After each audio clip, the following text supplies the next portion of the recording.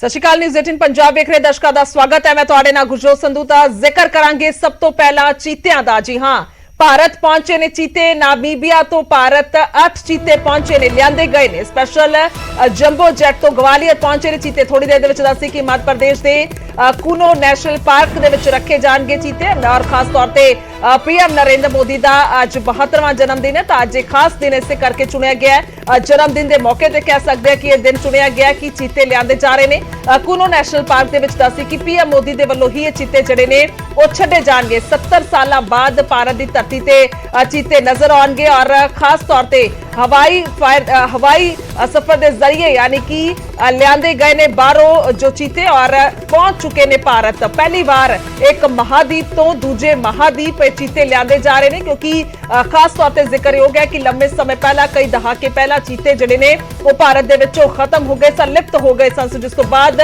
एक वड्डी पहल कह सकते हैं खास तौर पर जंगलात डिपार्टमेंट दे विच और किस तरह दे नाल किहड़ी प्रजाति खत्म हो रही है उसनूं गौर भी किया जा रहा है। उस दे तहत कह सकते हैं कि एक वड्डा पहल की गई है, क्योंकि भारत हुण चीते लियादे गए ने। 8 कुल चीते लियादे गए ने स्पेशल जंबो जेट जिस तो ग्वालियर पहुंचे ने चीते। और हुण 2 तस्वीरां तुहानूं दिखा रहे हैं। 8 चीते भारत पहुंच चुके ने और कुनो नैशनल पार्क दे विच जिहड़े चीते छड्डे जाणगे। पीएम नरेंद्र मोदी दे वल्लों खुद ਇਹ ਪਹਿਲ ਕੀਤੀ ਜਾਏਗੀ, ਇਹ ਕੰਮ ਕੀਤਾ ਜਾਏਗਾ, ਖਾਸ ਉਪਰਾਲਾ ਕੀਤਾ ਜਾਏਗਾ। ਪਹਿਲੀ ਵਾਰ ਮਹਾਦੀਪ ਤੋਂ ਦੂਜੇ ਮਹਾਦੀਪ ਲਿਆਂਦੇ ਜਾ ਰਹੇ ਨੇ। ਔਰ ਜ਼ਿਕਰਯੋਗ ਇਹ ਵੀ ਹੈ ਕਿ ਆਖਰਕਾਰ ਲਿਪਤ ਕਿਵੇਂ ਹੋ ਗਏ ਸਨ ਚੀਤੇ, ਕਿਉਂਕਿ ਰਹਿਣ ਨੂੰ ਇੱਕ ਥਾਂ ਹੋਣੀ ਚਾਹੀਦੀ ਹੈ ਔਰ ਖਾਸ ਤੌਰ ਤੇ ਮਾਸਾਹਾਰੀ ਇਹ ਜਾਨਵਰ ਹੈ ਔਰ ਇਸੇ ਕਰਕੇ ਜਿਹੜਾ ਖੁਰਾਕ ਦੀ ਕਮੀ ਦੇ ਚੱਲਦੇ ਕਹਿ ਸਕਦੇ ਹਾਂ ਕਿ ਇਹ ਲਿਪਤ ਹੋਏ ਸਨ। ਜੋ ਹੁਣ ਤੱਕ ਕਾਰਨ ਸਮਝ ਆਏ ਨੇ ਕਹਿ ਲਈਏ ਸਾਹਮਣੇ ਆਏ ਨੇ ਮਾਹਿਰਾਂ ਦੇ ਮੁਤਾਬਿਕ, ਇਹ ਕਾਰਨ ਰਿਹਾ ਕਿ ਆਖਰਕਾਰ ਇੱਕ ਪਾਰਟਿਕੂਲਰ ਥਾਂ ਔਰ ਖਾਸ ਤੌਰ ਤੇ ਜੋ जिस तरह दे नाल हालात जड़े ने वो बने उस वेले, यानी कि खुराक नहीं सी पुख्ता, सो जिस तो बाद ये चीते जड़े ने वो लिप्त हो गए सन। सो लगातार असीं जिक्र कर रहे हैं भारत लियादे जाणगे चीते। चीते लियादे गए ने। सो चीतियां दे विच दस्सी कि 5 मादा ने, 3 नर शामिल ने। मादा चीतियां दी उम्र 2 तो लैके 5 साल है और नर चीतियां दा जिक्र किया जाए तो 4.5 साल तो लैके 5.5 साल उम्र है। 2 नर चीते जड़े ने इक्को मां दी संतान ने, वो दोवें नर चीते इक्को झुंड दे मैंबर भी ने। और किहड़े देशों के विच चीते पाए जाते हैं यह भी बहुत अहम है और जिक्रयोग है। दुनिया के 7 देशों के विच दस्सी कि चीते पाए जाते हैं। मध्य ईरान के विच करीब 50 चीते ने। अफ्रीका के 6 देशों के विच 7000 के करीब चीते ने। 1952 ਦੇ ਵਿੱਚ ਭਾਰਤ ਚੋਂ ਚੀਤੇ ਖਤਮ ਹੋ ਗਏ ਸਨ, ਜਿਸ ਦਾ ਜ਼ਿਕਰ ਲਗਾਤਾਰ ਅਸੀਂ ਕਰ ਰਹੇ ਹਾਂ ਕਿ ਆਖਰਕਾਰ 1952 ਯਾਨੀ ਕਿ ਕਈ ਦਹਾਕੇ ਪਹਿਲਾਂ ਚੀਤੇ ਖਤਮ ਹੋ ਗਏ ਸਨ। ਚੀਤਿਆਂ ਦੀ ਖਾਸੀਅਤ ਕੀ ਹੁੰਦੀ ਹੈ ਇਹ ਵੀ ਬਹੁਤ ਅਹਿਮ ਹੈ। ਦੁਨੀਆ ਦਾ ਸਭ ਤੋਂ ਤੇਜ਼ ਦੌੜਨ ਵਾਲਾ ਇਹ ਜਾਨਵਰ ਹੈ। 95 किलोमीटर प्रति घंटे की रफ्तार है इसकी और सिर्फ 3 सेकंड ये रफ्तार फड़दा है, यानी कि इन्नी तेज रफ्तार है चीते की। 7 मीटर लंबी छलांग भी लगाउंदा है और दौड़ के दौरान अद्धा समा हवा दे विच रहिंदा है।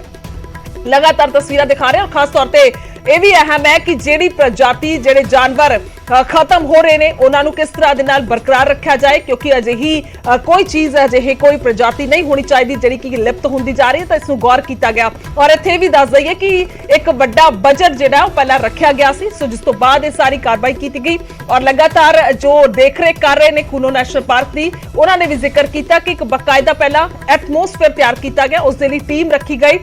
सब ने पहला देखा जाके मौका वेख्या आखिरकार सारे बंदोबस्त हैं या फिर नहीं हैं। तो हुण पूरे पार्क दे विच जिहड़ा वो खुराक का भी प्रबंध किया हुआ, यानी कि किसी तरीके दे नाल कोई शिकार की भी कमी आएगी नहीं चीते नूं। और इस तो इलावा हर एक चीज़ जिहड़ी है वो लोड़ तो ज़्यादा उसका बंदोबस्त कर दिता गया, ताकि निगरानी दे विच जदों रखे जाणगे चीते तो उसके मुताबिक हर एक बंदोबस्त पूरा पुख्ता होवे। तस्वीरां तुहानूं दिखा रहे हैं। भारत पहुंच चुके हैं 8 चीते, किस तरह दे नाल लिआंदे गए ने। ਇਹ ਦਿਲਚਸਪ ਤਸਵੀਰਾਂ ਨੇ, ਇਤਿਹਾਸਿਕ ਤਸਵੀਰਾਂ ਅਸੀਂ ਕਹਿ ਸਕਦੇ ਹਾਂ, ਕਿਉਂਕਿ ਪਹਿਲੀ ਵਾਰ ਅਜਿਹਾ ਹੋ ਰਿਹਾ ਹੈ ਕਿ ਇੱਕ ਮਹਾਦੀਪ ਤੋਂ ਦੂਜੇ ਮਹਾਦੀਪ ਇਸ ਤਰ੍ਹਾਂ ਦੇ ਚੀਤੇ ਲਿਆਂਦੇ ਜਾ ਰਹੇ ਨੇ। ਤਾਂ ਸਪੈਸ਼ਲ ਟੀਮਾਂ ਇਸ ਦੇ ਲਈ ਬਣਾਈਆਂ ਗਈਆਂ। ਇੱਕ ਵੱਡਾ ਬਜਟ ਰੱਖਾ ਗਿਆ 91 ਕਰੋੜ ਦਾ 91 ਕਰੋੜ ਰੁਪਏ ਦਾ ਬਜਟ ਹੈ ਜੋ 2020 ਦੇ ਵਿੱਚ ਕਰੀਬ ਰੱਖਿਆ ਗਿਆ ਸੀ ਔਰ ਇਸ ਦੇ ਲਈ ਪੂਰਾ ਬੰਦੋਬਸਤ ਬਾਅਦ ਦੇ ਵਿੱਚ ਕੀਤਾ ਗਿਆ, ਯਾਨੀ ਕਿ 2 ਤੋਂ 3 ਸਾਲ ਪਹਿਲਾਂ ਇਹ ਬਜਟ ਰੱਖ ਦਿੱਤਾ ਗਿਆ ਸੀ, जिस तो बाद इस ते काम करना शुरू किया गया। तो कह सकते हैं कि पहला तो प्लैनिंग होएगी तो अज इसनूं अमल दे विच लिआंदा जा रहा है। 2 तस्वीरां तुहानूं दिखा रहे हैं। भारत पहुंच चुके हैं 8 चीते और 8 चीतियां का जिक्र किया जाए तो तस्वीर भी जाहिर है और सब इस तो बहुत ही भलीभांत जाणू भी ने कि किस तरह का यह जानवर है। सो 2 तस्वीरां असीं तुहानूं दिखा रहे हैं कि किवें ਇਹ ਚੀਤੇ ਲਿਆਂਦੇ ਗਏ ਨੇ 8 ਚੀਤੇ ਨੇ ਕੁੱਲ ਤਾਂ ਪੂਰੀ ਸੇਫਟੀ ਦੇ ਨਾਲ ਔਰ ਪੂਰੇ ਬੰਦੋਬਸਤ ਪੁਖਤਾ ਜਿਹੜੇ ਨੇ ਪਹਿਲਾਂ ਕੀਤੇ ਗਏ ਸਨ ਜਿਸ ਦੇ ਮੁਤਾਬਿਕ ਇਹਨਾਂ ਚੀਤਿਆਂ ਨੂੰ ਲਿਆਂਦਾ ਗਿਆ ਔਰ ਇੱਥੇ ਵੀ ਨਿਗਰਾਨੀ ਦੇ ਵਿੱਚ ਰੱਖੇ ਜਾਣਗੇ ਇਹ ਵੀ ਦੱਸ ਦਈਏ ਕਿ ਇੱਕ ਪਹਿਲਾਂ ਕੁੱਲੋ ਨੈਸ਼ਨਲ ਪਾਰਕ ਦੇ ਵਿੱਚ ਛੱਡੇ ਜਾਣਗੇ ਉਸ ਤੋਂ ਬਾਅਦ ਇਹਨਾਂ ਨੂੰ ਬਾਕੀ ਹੋਰ ਥਾਵਾਂ ਤੇ ਸਮੇਂ ਦੇ ਮੁਤਾਬਿਕ ਜੋ ਤੈਅ ਕੀਤਾ ਹੋਇਆ ਉਸ ਤੋਂ ਬਾਅਦ ਡਿਵਾਈਡ ਕਰ ਦਿੱਤਾ ਜਾਏਗਾ ਯਾਨੀ ਕਿ ਹੋਰ ਵੱਖ-ਵੱਖ ਥਾਵਾਂ ਤੇ ਲੈ ਕੇ ਜਾਇਆ ਜਾਵੇਗਾ ਇਕੱਲੇ ਇੱਕ ਥਾਂ ਤੇ ਨਹੀਂ ਰੱਖਿਆ ਜਾਏਗਾ ਨਾ ਚੀਤਿਆਂ ਨੂੰ ਸਮੇਂ ਤੇ ਅੱਗੇ ਆਉਣ ਵਾਲੇ ਦਿਨਾਂ ਦੇ ਵਿੱਚ ਇਹਨਾਂ ਨੂੰ ਡਿਵਾਈਡ ਕਰ ਦਿੱਤਾ ਜਾਏਗਾ